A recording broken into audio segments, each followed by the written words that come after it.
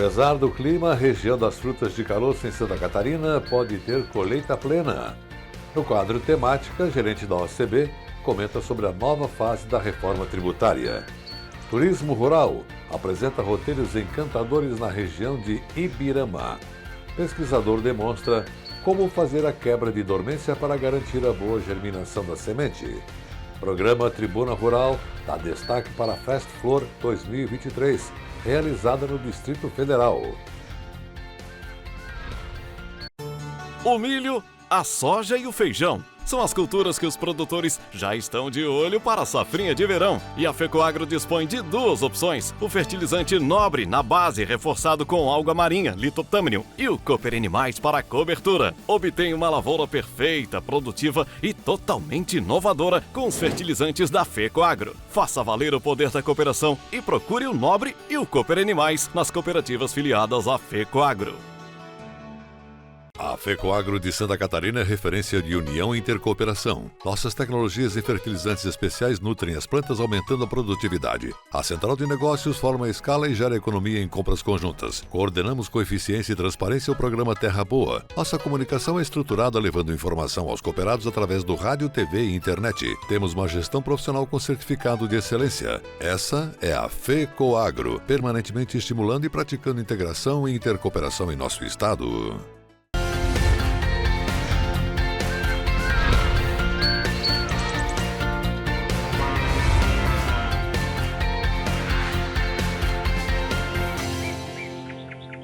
E começamos o programa de hoje também falando sobre a região do meio-oeste catarinense, mais precisamente aqueles municípios do Vale do Rio do Peixe que já estão experimentando a qualidade das frutas de caroço. A safra deste ano, apesar de toda a chuva e do pouco frio, está se comportando muito bem. Se nenhum outro contratempo for registrado, é possível ter uma safra plena, mas isso, claro, vai depender muito do comportamento climático. De qualquer forma, as primeiras impressões foram positivas. E a equipe do programa de TV Cooperativismo em Notícia esteve lá em Pinheiro Preto e conferiu para você. Praticamente toda a fruta que sai da fazenda dos Perazzoli vai direto para o Ceasa de São Paulo e de lá para o Brasil inteiro. No dia em que estivemos aqui, eles estavam embalando a tangerina, que é comprada no Rio Grande do Sul. Nos últimos anos, o que se viu aqui no meio-oeste do estado foi uma seleção de produtores. A exigência do mercado tirou de cena muita gente. Os que ficaram se especializaram, investiram pesado e estão muito bem, obrigado. É o caso do seu David, o italiano de mãos calejadas, que habita essas terras desde a década de 80, nunca perdeu a esperança em dias melhores. E a uva lhe deu isso. Os pomares também estão com cachos plenos, bem espaçados, sinal de que teremos uma safra muito boa. São quase 7 hectares, 2 pomares, que hoje atendem à própria demanda, já que a família possui uma vinícola. Eu e o Antônio, que é o meu irmão mais novo, ficamos com o pareiral e decidimos fazer o vinho, né, e produzir uva. Hoje tem a vinícola, tem a cantina, então tudo que se produz aqui é fabricado aqui mesmo. Isso. Fabricado aqui, no caso, nem toda a uva é produzida aqui, mas a que a gente produz aqui, toda ela é consumida para produzir vinho e mais a que a gente compra de fora. E como é que o senhor viu hoje a safra? Como é que está se comportando esse ano? Olha, até agora tá beleza. O que depende é daqui para frente como se comporta o tempo, né? Se chover muito na véspera da colheita pode apodrecer, mas até agora está bonito. Apesar de toda a chuva? Apesar de toda a chuva, dá para dizer que tá bem. Mesmo não tendo um inverno rigoroso como se esperava, a cultura da uva se beneficiou com uma primavera perfeita. A gente tem visto que o inverno é importante, né, para as frutas de clima temperado, mas mais importante do que o inverno é uma primavera de qualidade. Então nós tivemos esse ano temperaturas a partir do final do inverno, temperaturas mais elevadas. Não foi um inverno rigoroso, teve áreas aqui onde a gente não teve incidência de geadas, né? Mas o que foi muito bom é que nós tivemos uma precipitação, né? Essa umidade com essa temperatura no início do ciclo favoreceu muito a quebra de dormência dessas plantas, né? A brotação ela veio uniforme, com isso cachos de uva, né, mais estendidos, menos compactos e com um bom pegamento, né? Nós tivemos um pouco aí a questão do clima, o produtor ele teve um desembolso a mais, né, de custo de produtos e de tratamentos, né? Ele teve que estar mais presente no campo, acompanhando, né? Porque na experiência aí dos anos, não podemos deixar as doenças entrar. Nós temos que tratar antes que ela se implante, e aí o custo se torna menor e o prejuízo menor ainda, as perdas são menores. Que além de quantidade se perde com qualidade quando se tem incidência de patógenos, né, de doenças. Santa Catarina é mesmo um estado privilegiado.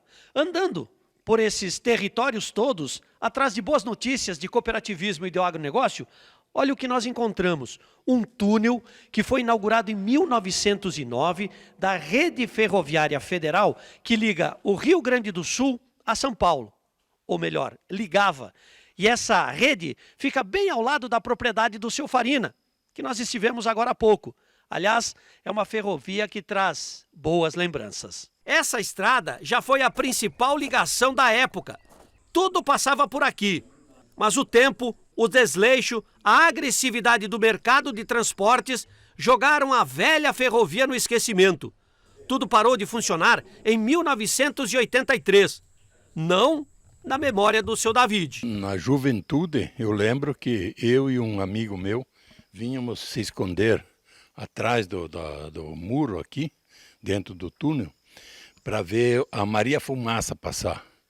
Só foi uma vez também, porque ela cobriu nós de brasa e a gente levou um susto. E mais tarde, quando eu vim morar aqui próximo, os sustos que o trem me dava de madrugada, quando eu saía da boca do túnel aqui, fazia aquele eco estridente e a gente levava um susto, quase caía da cama. Mas o desenvolvimento passava por aqui, né? A rede ferroviária foi responsável pelo escoamento de toda a produção da região na época, desde de uva in natura, suínos, gado, alfafa que ia para o exército. Madeira, muita, né? Madeira, bastante também. Viu? São histórias escondidas na memória do passado. Temática. Opinião das lideranças do cooperativismo e do agronegócio. O quadro Temática desta terça-feira estará a cargo da Organização das Cooperativas Brasileiras, OCB. A gerente de Relações Institucionais, Clara Mafia, fala agora da nova fase da reforma tributária. Como vocês sabem, estamos acompanhando de perto a tramitação da reforma tributária no Congresso Nacional para buscar o correto tratamento tributário ao ato cooperativo, sempre informando como o nosso movimento é afetado em cada etapa do processo deliberativo. Eu sou Clara Mafia, gerente de Relações Institucionais do Sistema OCB, e hoje eu vou falar sobre a nova fase de tramitação da matéria na Câmara dos Deputados. Antes disso, é preciso relembrar que no dia 8 de novembro, o Senado manteve os dispositivos que tratam sobre o cooperativismo e que foram aprovados em julho pela Câmara dos Deputados, inclusive conforme a orientação do Sistema OCB. O texto garante a criação de um regime específico de tributação para as cooperativas e o aproveitamento de créditos nas operações, que será detalhado depois em lei complementar. A grande questão é: como o senador Eduardo Braga, que foi relator da matéria no Senado Federal, realizou alterações relevantes no texto, a matéria retornou para a Câmara dos Deputados para uma segunda fase de deliberação. E agora o processo só se encerra após ambas as casas aprovarem o mesmo texto. E aí você deve estar se perguntando quando que esse ping-pong vai ter fim. Existem artifícios que podem evitar que o ping-pong das PECs aconteça quando não tem consenso entre as duas casas. É o caso, por exemplo, do fatiamento, que é utilizado para viabilizar a promulgação mais rápida. O processo do fatiamento ele consiste na promulgação de textos que sejam consensuais e que tenham sido aprovados pelas duas casas, enquanto questões que ainda geram divergências continuam tramitando em separado no formato de uma nova PEC independente. Porém, pelos pronunciamentos realizados até o momento, essa estratégia é muito improvável para a reforma tributária. O senador Eduardo Braga, inclusive, afirmou ser quase impossível uma promulgação parcial, considerando aí a complexidade do texto e a conexão entre os dispositivos. Então, a tendência para agilizar esse processo deliberativo é levar o texto diretamente ao plenário da Câmara dos Deputados, então, sem precisar passar pelas comissões. Uma vez em plenário, não vai ser aberto prazo para a apresentação de novas emendas, então isso dificulta mudanças substanciais ao texto. O que vai existir de possibilidade de alteração é apenas aí a supressão ou a fusão de novos textos que já existiam, já existentes, conforme inclusive indicado pelo presidente da Câmara, deputado Arthur Lira. Vale destacar, inclusive, que dificilmente a Câmara aprovará o conteúdo integral do Senado, porque existem alguns temas polêmicos, sem consenso, como, por exemplo, o Fundo de Desenvolvimento Regional. A tendência apontada por lideranças é de que a Câmara suprima esses trechos que não alcancem acordo. O cronograma de votação na Câmara vai ser divulgado em breve. A expectativa do governo e da cúpula do Congresso Nacional é que a matéria seja analisada até o final desse ano. Não só analisada, como inclusive promulgada até o final dos trabalhos legislativos desse ano.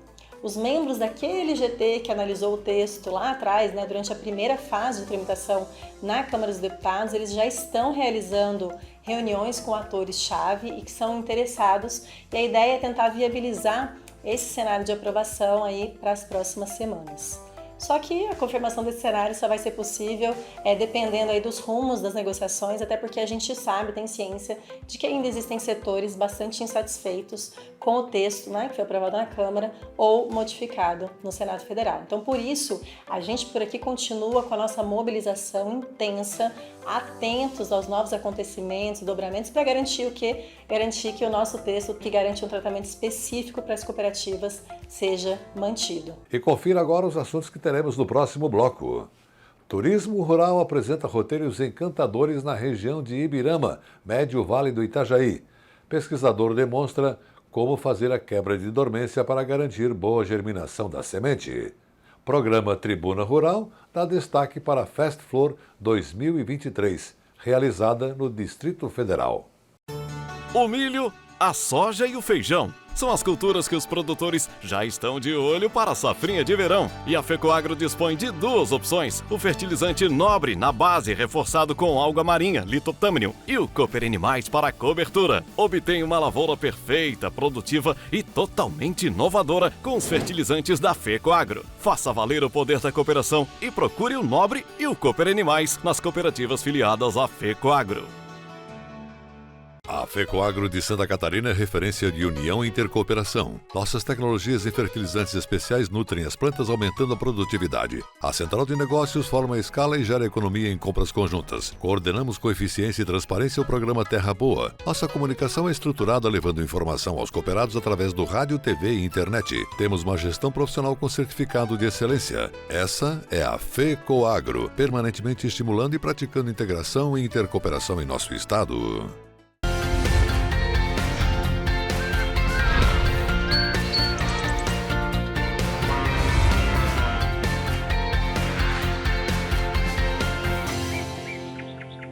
E começamos essa segunda parte do programa de hoje tratando de turismo rural, que em Santa Catarina está atraindo cada vez mais pessoas.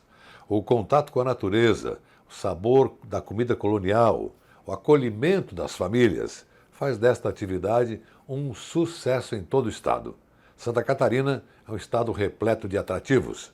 Conheça o que a agricultura familiar de Ibirama reserva para você. Reportagem do programa de TV SC Agricultura.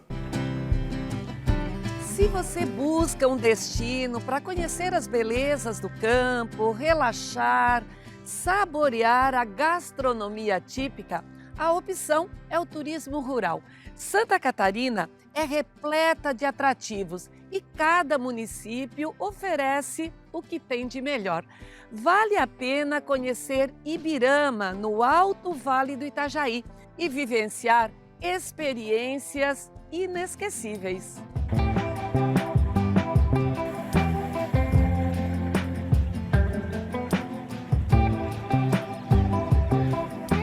Um local para relaxar, em contato com a natureza e como trilha sonora o som dos pássaros. Esta é a proposta deste chalé construído pelo casal Felipe, a Fernanda e o Aristeu. Fernanda, como que surgiu a ideia de vocês apostarem no turismo rural nessa comunidade que tem tantos atrativos? Esse lugar é tão lindo onde que a gente mora e o pessoal admira muito. E com o incentivo do pessoal da IPAGRE, do Marcelo, foi um grande incentivador dessa ideia, a gente resolveu fazer esse chalé e trazer essa vivência para o turismo, né? Para o turista conhecer esse espaço lindo e ver como que é a vivência de uma propriedade rural. E quando vocês pensaram, idealizaram esse chalé, o que mais chamou a atenção de vocês, do casal? A pessoa ter essa vivência com a natureza, acordar num lugar com verde, com pássaros cantando, isso é encantador, isso que a gente quer trazer para o turista, essa vivência. E eu vou conversar um pouquinho também com o Aristeu sobre a ideia desse projeto, o que vocês pretendem com toda essa infraestrutura organizada aqui na propriedade? Então, assim, a gente quer atender os clientes aqui e oferecer assim, uma experiência na agricultura, no dia a dia do nosso trabalho, para ver como é que funciona, como é que as coisas acontecem, né? Para quem talvez nunca participou assim numa colheita de pitaia ou morango, está participando junto e oferecer assim esse tipo de experiência para o nosso cliente.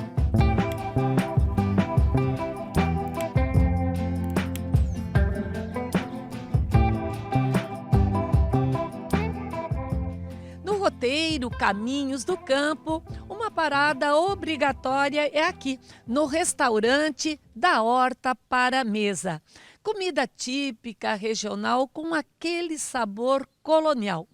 A Doraci é a proprietária do restaurante e está sempre com as portas abertas para receber o visitante, Doraci. Com certeza.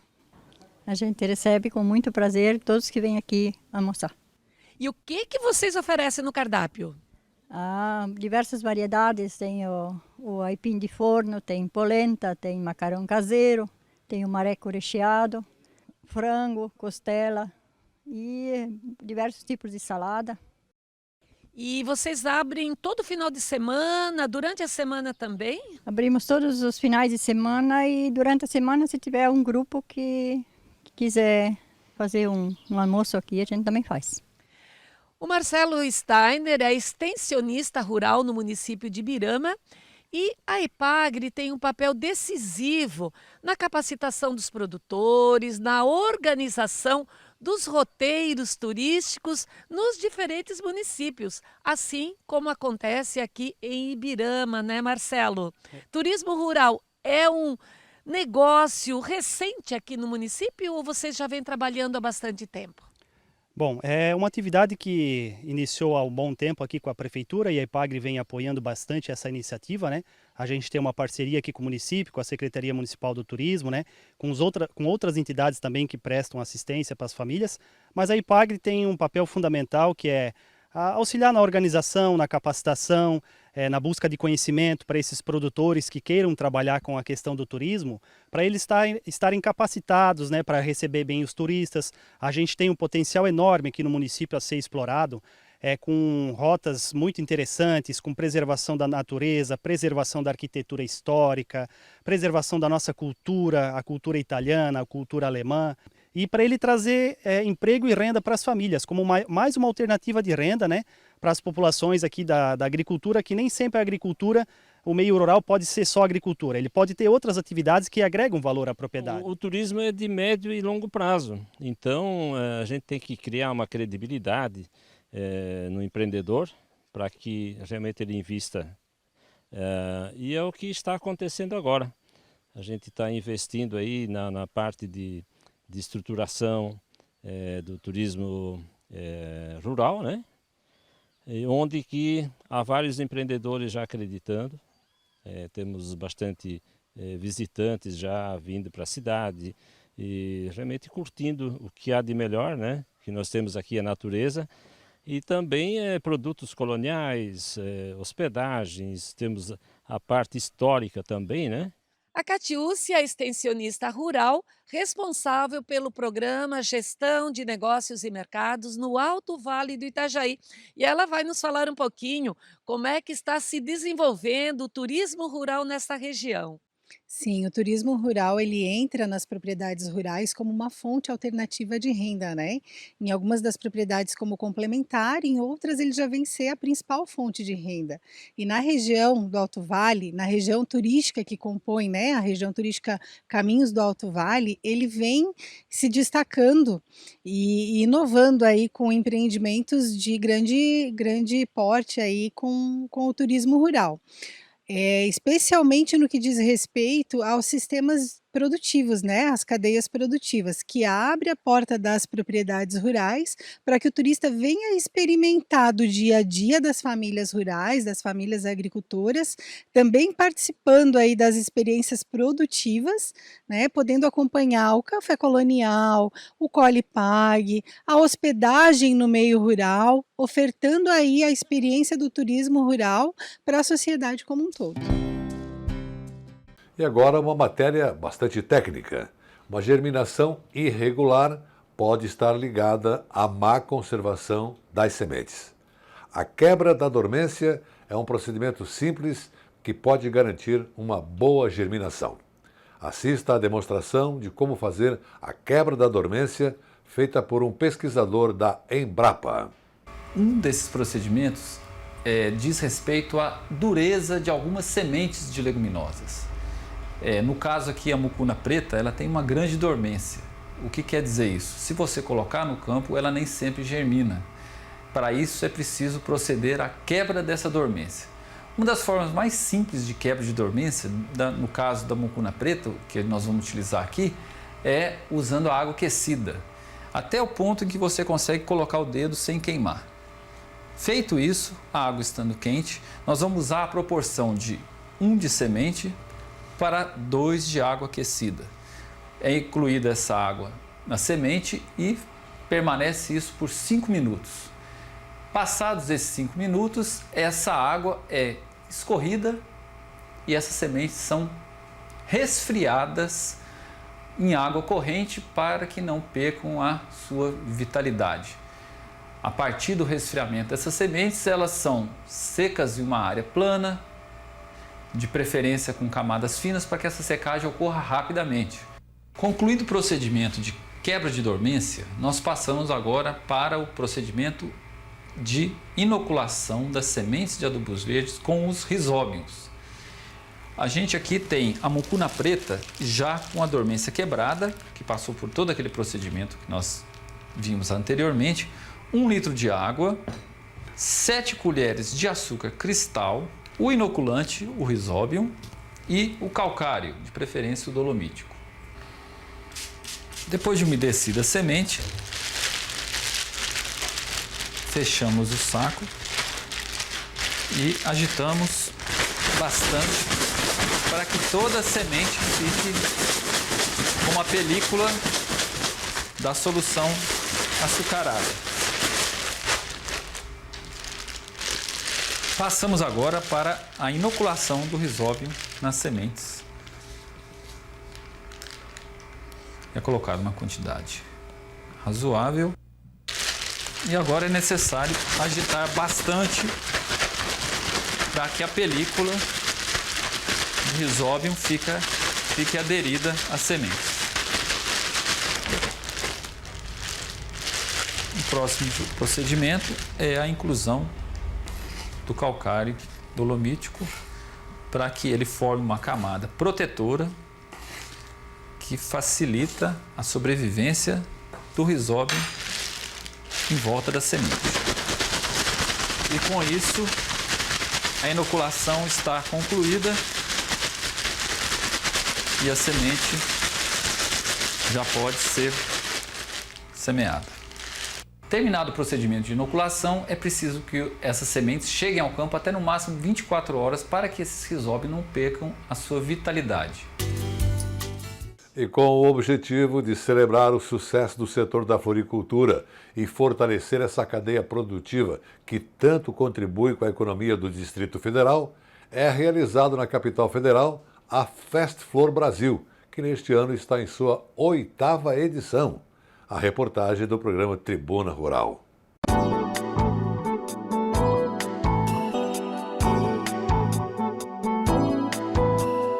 O Distrito Federal é um dos maiores mercados consumidores do setor de flores e plantas, segundo pesquisa do Instituto Brasileiro de Floricultura.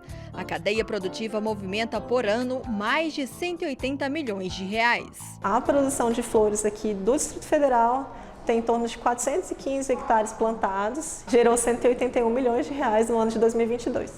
A gente tem um grupo de trabalho da floricultura que conta com 4 engenheiros agrônomos e a gente faz atendimentos aos produtores, a gente tenta pensar a cadeia de forma a fomentar associativismo, cooperativismo, programas de acesso a crédito do governo e o atendimento técnico mesmo nas propriedades. Há um crescimento de consumo de plantas de flores aqui no DF, um crescimento muito expressivo. Aqui, por exemplo, na nossa empresa, o crescimento esse ano foi a gente não fechou ainda, mas está beirando 30%. A gente tenta pegar tudo que produz aqui, né, comercializar tudo que produz aqui no DF e o restante vem de São Paulo, que é a grande maior parte, né?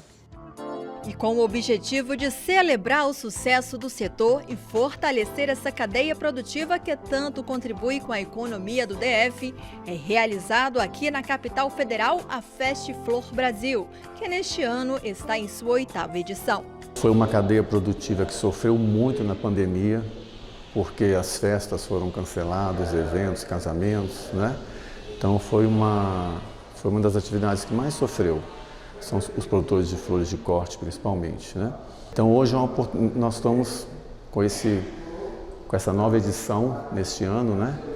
A gente conseguir realizar isso, conseguir colocar os nossos produtores participando desse evento nacional, é muito importante e traz, na verdade, é como se nós vamos reerguer essa cadeia, né?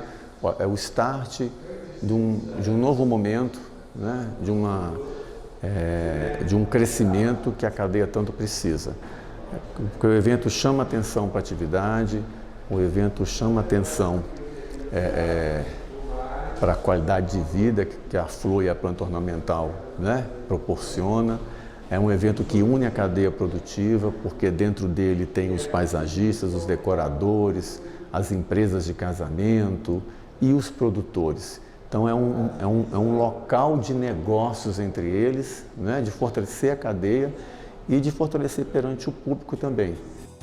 A organização do evento se reuniu com produtores e empresários que integram a cadeia produtiva da floricultura para tratar sobre os detalhes do evento. Para eles, a Fest Flor Brasil é uma oportunidade de realizar bons negócios e captar novos clientes. A Fest Flor, assim, é um evento que ela verticaliza todo o processo. Então ela pega desde o produtor de embalagem, que precisa atender o floricultor, o produtor de insumo, o pessoal de logística. Então a gente não olha o evento Fest Flor meramente um produto específico do pessoal de floricultura, mas é uma cadeia que abre esse leque de uma forma exponencial. Então, para nós é muito importante participar. Eu já participei em outras edições, foram muito boas, né? Pelas 2 vezes foi bom demais. Estou aqui na expectativa de participar nessa próxima agora. E eu acho que vai ser bem melhor. Eu já produzia bastante só para mim mesmo, né? Tinha muita planta e as pessoas começavam a vir na minha casa e querer comprar. Eu trabalhava com outras coisas, com agroindústria, mas eles queriam comprar planta. E eu acabei pondo, né, a planta também e foi muito bom. Aí eu passei agora só mais para plantas. Eu já participei de outras edições e a expectativa está a 1000, né? Porque é lá que a gente consegue novos clientes, novos parceiros para fazer novas parcerias.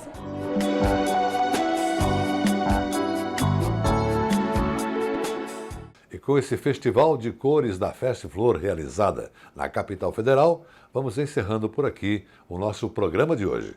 Muito obrigado pela sua audiência. Até o nosso próximo encontro.